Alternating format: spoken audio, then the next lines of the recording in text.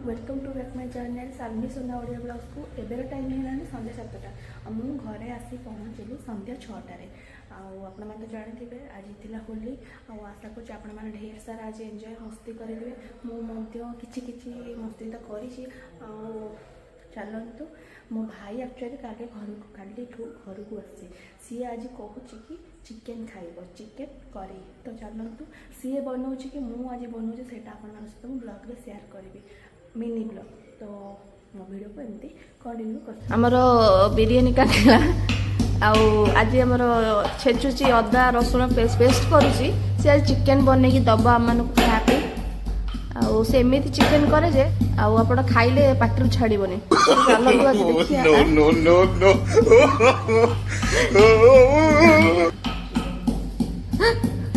पुओ को कहले देखु माँ को देखु माँ पुओ को कहले माँ को बहुत बाधे आमर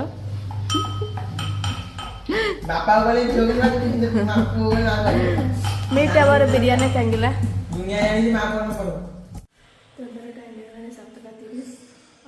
भाई मना कला कि चिकेन बनवा तू बना तो चलते बना चिकेन करी चिकेन को आम मैरिनेट करके रखी देखो तेल और हलदी पकईकि कड़े तेल को गरम कर देखो तेल पूरा गरम हो आसानी आम से कि गोटा मसला को पकईदबा एबे आम से कटा रखी पियाज को पकईदबा हमारे केमती कांगड़ा सोईकी वीडियो देखुछ कह आज कर चिकेन करी कहीकि ठकीदेला देखु ये कहीं जमा ही आसेनी से चोर मिछ कथा कहता कि आसेनी देखु खाली अनैची चातक भाया केमती हेले चिकेन गोड़ को से भिड़ ना कौन हाँ काली सकाଳେ से पलैब तो से कहूँ मुझे पूरा 2 किलो चिकेन आज उठेदेवी चेहरा आप देखो केमती खाई भी जमती न खाई हाँ 1 पीस टोका से आम एरिया देखते अदा रसुण बटा पेस्ट पकई मसला भी चिकेन मसला पकई लंका गुंड ए पकईवा ए लंका गुंड पकईदे अल्प पकड़े ना राग लगे एबे आमर मसला पूरा हो आसला आम ए मैरिनेट होता चिकेन को पकईदे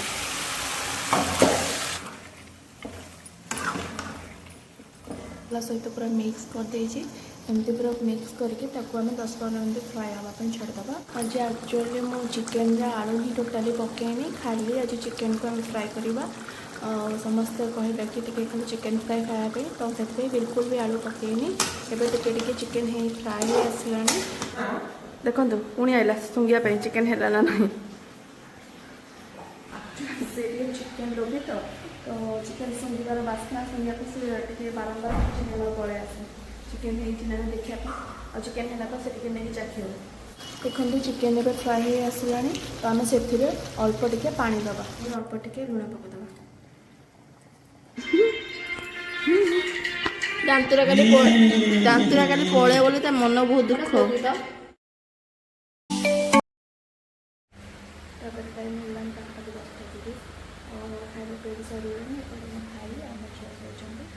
सकाल मोर डिग्री से कष्ट आसो चिकेन केमती लगे